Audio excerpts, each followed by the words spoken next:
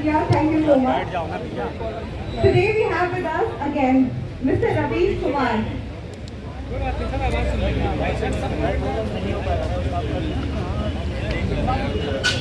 ये तो पीछे जो लोग होंगे उनको कोई दिखेगा नहीं। सर आवाज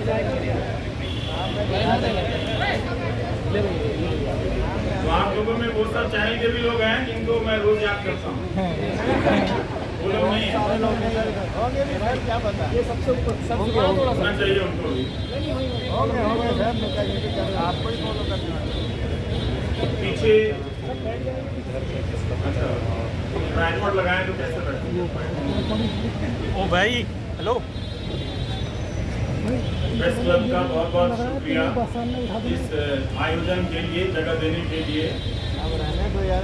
इस दिल्ली में इस तरह के मुद्दे पर ऐसे आयोजन की जगह भी बहुत सीमित होती जा रही है।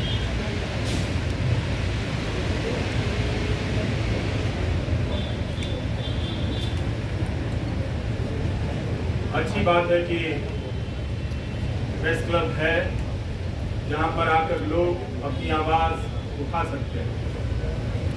1000 दिन से उमर खालिद जेल में हैं। 1000 दिन हो गए, न तो ट्रायल शुरू हुई न जमानत। हमने तमाम बहसों में, कानून के फैसलों में यही पढ़ा और समझा, अदालतों की टिप्पणियों में देखा और जाना कि जमानत अधिकार है और जेल अपवाद है। 1000 दिन उमर खालिद के जेल में ये हो गए। और आज आप सभी जो भी इस मौके पर यहाँ जमा हैं, जिन्होंने ट्विटर पर लिखा है, और आप सबके सैकड़ों मोबाइल फोन के जरिए जो लाइव लोग देख रहे हैं, उन सब ने एक बहुत बड़ा काम किया है। पूरी कोशिश यही है कि उमर खालिद की लड़ाई भुला दी जाए, लेकिन आप सब ने आकर जता दिया कि लड़ाई भुलाई नहीं जा सकेगी। उसकी अकेले की लड़ाई अंदर की है, लेकिन बाहर भी आप उसकी यातनाओं को जो वो झेल रहे हैं उसे आप महसूस करते रहेंगे। हमने पिछले 9 सालों के दौरान राज्य की हिंसा करने की क्षमता को बदलते हुए देखा। अब राज्य अपनी पार्टी, गोदी मीडिया और आईटी सेल के जरिए आप पर मानसिक हिंसा करता है, आपको बदनाम करता है। और इसकी शुरुआत अगर ठीक तरीके से देखी जाए, संगठित तरीके से देखी जाए, तो उमर खालिद से होती है। जब वो अनजाने में उन टीवी चैनलों के स्टूडियो में चले गए इस उम्मीद में कि इन चैनलों के जरिए किसी की बात रखी जाती है, किसी का पक्ष रखा जाता है, मगर जब तक वो जाते तब तक चैनलों ने अपना रुख हमेशा हमेशा के लिए आने वाले 10-12 साल और न जाने और कितने साल के लिए बदल दिया। तो godi media, IT cell, political party के जरिए एक पीएचडी के छात्र को देशद्रोही के रूप में स्थापित कर दिया गया। समाज की नजर में उसे कमजोर कर दिया गया, जो पहले से ही कमजोर। हमारी आपकी तरफ पढ़ने लिखने वाला एक लड़का था जो नहीं जानता था कि उसके पीछे इतनी तैयारी से सिस्टम ने हमले के सामान जुटा लिए। दूसरा तरीका राज्य ने अपने हिंसा का ये बदला। ये आप सभी जो सुन रहे हैं उसे समझना भी चाहिए कि पहले राज्य कानून की धाराओं की आड़ में छिपकर हिंसा करता था, लेकिन अब हिंसा करने के लिए वो कानून बनाने लगा है ताकि वो खुलकर हिंसा कर सके।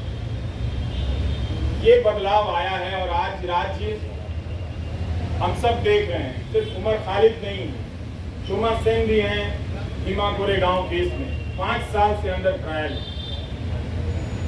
जब बड़े बड़े न्यायाधीशों को अंडर ट्रायल के बारे में बोलते हुए सुनता हूं, तो मुझे लगता है कि यही 2-4 केस उन्हें भी नजर नहीं आते होंगे, या उन्होंने भी अपनी सुविधा के हिसाब से इन कुछ केस को देखना सुनना बंद कर दिया है, इस तरह से कि ये केस छोड़कर बाकी और केस पर बोला जाए। तो कभी भी सबके सामने में है, सुप्रीम कोर्ट ने तमाम टिप्पणियां की है जमानत को लेकर, सबके सामने ये बात है। मगर कभी भी 1000 दिन तो सुनवाई चली है दिल्ली की निचली अदालतों में, बेतवा शर्मा ने लिखा है, और कोई 400-300 दिन दिल्ली हाई कोर्ट में इस तरह से जमानत को लेकर सुनवाई चलती रही। इसके बाद भी जमानत एक इतनी मुश्किल उम्मीद इस लड़ाई में बनकर सामने आ गई। यही उम्मीद कर सकते हैं कि कभी कभी न्याय व्यवस्था की अंतरात्मा किसी रात को जगती होगी, और जब जग जाएगी तो देखेगी कि कानून के हाथ लंबे नहीं, उस कानून के हाथ रंगे हाथ भी होते हैं। उसे नजर आएगा, वो बात समझ में आएगी कि क्या हो रहा। हम सब ने यह भी देखा है कि मीडिया के स्पेस से उमर खालिद को धीरे धीरे पीछे की तरफ धकेल दिया गया, किनारे कर दिया गया, ताकि भुलाने की प्रक्रिया में तेजी आए। मैं अक्सर सोचता हूं कि जो लोग शुरू में बोला करते थे, वो लोग आगे चलकर बोलने की प्रक्रिया से ऊब गए, या उस प्रक्रिया के सहयात्री हो गए, जिसने ये तय किया है कि हम जब किसी के साथ इस तरह की यातना करेंगे, उन धाराओं में उसे बंद कर देंगे, तो उसे भूल जाना होगा, उसे उसके हाल पर छोड़ देना होगा। उमर खालिद की जितनी भी तस्वीरें आई इस दौरान, जहां भी छवि या चंद वीडियो में नजर आए, मैंने एक हंसता हुआ लड़का देखा, लेकिन उस हंसी को देखकर अपने भीतर उदासी भर जाती थी कि हंसी जो है वो अपने लिए नहीं, वो हम सब के लिए छोड़कर जा रहा है। या आप शायद अपनी जिंदगी में सामान्य होंगे, इस वक्त एक ओवल में फालतू का मुकाबला चल रहा है, इंडिया ऑस्ट्रेलिया के मैच में बीट करके अपने आप को क्रिकेट प्रेमी जता रहे होंगे। जता सकते हैं, बिल्कुल अपनी जिंदगी जी सकते हैं, और जिंदगी को उसी रोशनी और संगीत के साथ जी सकते हैं। मगर याद करने का जो फर्ज था नागरिकों का, बहुत लोगों ने भुलाया, और ये होते हुए हमने देखा। उनके लिए एक ऐसा विषय बन गया, इस पर लिखना, इस पर बोलना राज्य से टकराने के जैसा हो गया। वो अपना हिम्मत हारने लगे। लेकिन यहाँ आकर यही लगा कि शायद मैं उन 2-4 लोगों की परवाह कर रहा था। आप 1000 लोगों को, सैकड़ों लोगों को नहीं देख रहा था जो आप राज्य से लड़ रहे हैं। राज्य कई तरह के सेंसर लगा रहा है, लेकिन फिर भी आप बातों को पहुंचाने के लिए अपने कैमरे हाथ में थाम कर उठाकर खड़े हैं। ये बहुत बड़ी बात है। मैं याद करना चाहता हूं उमर के साथ आज बेतवा शर्मा को भी, जिन्होंने दिल्ली दंगों के मामले में शानदार रिपोर्टिंग की, आज भी की है बेतवा ने, और पहले भी सफूरा के मामले में उन्होंने शानदार रिपोर्टिंग की, और इसकी वजह से लोगों ने जाना कि नताशा नरवाल, देवांगना कालिता, इन सब के साथ क्या हो रहा है। इन्हें जमानत मिली, लेकिन उमर खालिद को जमानत नहीं मिली। हम इस केस के बारे में इस तरह से आज बेतवा ने लिखा है कि दिल्ली पुलिस की गवाहियों में, उसकी दलीलों में कितने अंतर्विरोध, अंतर पाए गए हैं, ये सब डॉक्यूमेंटेड है। और आप सभी को पढ़ना चाहिए कि एक पत्रकार ने, और पत्रकारिता सीखने के लिए भी पढ़ना चाहिए कि अपनी उस बात को कहने के लिए बेतवा शर्मा और उनकी टीम ने कितने 1000 पन्नों के दस्तावेजों को पलटा होगा, और उनके वकीलों ने जो उमर के साथ लड़ रहे हैं, उन लोगों ने कितनी कानून की किताबों को पलटा होगा कि इंसाफ और जमानत तक के दरवाजे तक उमर खालिद को ले जाएं। मगर लगता है कि वो दरवाजा, उस दरवाजे तक पहुंचने का रास्ता बहुत लंबा कर दिया जा रहा है, या शायद उमर खालिद के लिए ही बहुत लंबा है, या शोमा सेन के लिए बहुत लंबा है, स्टेन स्वामी के लिए तो दरवाजा कभी उस दरवाजे तक पहुंच ही नहीं पाए, इस दुनिया से चले गए। और भीमा कोरेगांव केस में क्या हो रहा है, ये सब हम सब देख रहे हैं। नेहा मसीह ने कितनी बार इन सब चीजों को याद करने की जरूरत है। वॉशिंगटन पोस्ट के जरिए रिपोर्ट की कि भीमा कोरेगांव केस में लोगों के कंप्यूटर में फर्जी फाइलें डाल दी गई, जिससे उन्हें प्रधानमंत्री की हत्या की कथित साजिश के आरोप में आरोपी बनाया जा सके, और लोग इन धाराओं में, इस मामले में कई महीनों से जेल में हैं।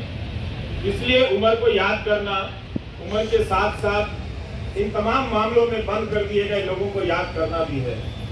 और ये अच्छी बात है कि रोना विल्सन को कोई याद नहीं कर पाता है, शोमा सेन को कोई याद नहीं कर पाता है। वो कुछ बंदिशें लगी हैं, याद करने वालों ने अपने लिए कुछ कायदा चुन लिया है कि हम इन्हें याद करेंगे, इन्हें याद करने में ज्यादा सुरक्षा है, इन्हें याद करने में ज्यादा खतरा है, तो वो अपनी सुविधा के हिसाब से किसी को याद करते हैं, किसी को याद नहीं करते। तो उसमें उमर खालिद की जगह अब भी ऐसी बनी हुई है, आप लोगों ने बना कर रखा है कि आप लोग उसे याद करेंगे, और जब भी उसे याद करेंगे उसके चेहरे के साथ साथ इन सभी चेहरों का चेहरा सामने आएगा। और आपके पिता एसपीआर इलियासी जी, जब हम अपनी रिपोर्टिंग की दुनिया में कदम रख रहे थे तो आपके पास न जाने कितनी मर्तबा